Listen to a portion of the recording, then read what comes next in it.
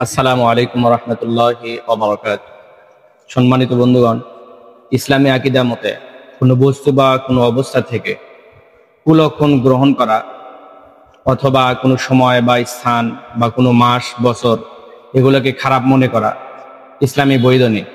আমাদের সমাজে, গ্রামগঞ্জে, শহরে প্রতিটা জায়গায় দেখা যায় কিছু কিছু বিষয় আছে যেগুলোকে আমরা কুলক্ষণ মনে করি, বা কোনো মাস বা সময়কে আমরা খারাপ মনে করি। ওই সময় বা মাসে আমরা কোনো কাজ করতে চাই না।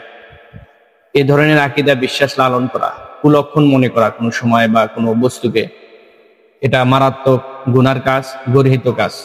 ওলামায়ে কেরাম গবেষণা করেছেন, কিছু কিছু এরকম কুলক্ষণ আমরা মনে করি যেগুলোর দ্বারা আমাদের ঈমানের মারাত্মক ক্ষতি হতে পারে।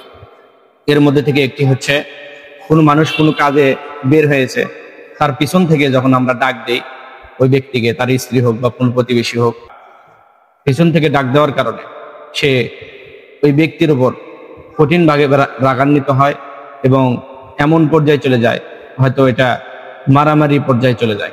সে মনে করে যে আমার এই যাত্রায় বাধা দিয়েছে, আমার ক্ষতি হবে, আমার এই যাত্রা মঙ্গল হবে না, আমার জন্য মারাত্মক হয়তো ধমকির একটা পরিস্থিতি তৈরি করে দেবে পিছন থেকে ডাক দেওয়ার কারণে। কিন্তু এটা একটা ভুল ধারণা, আমাদের ইসলামে আর কোনো ভিত্তি নেই।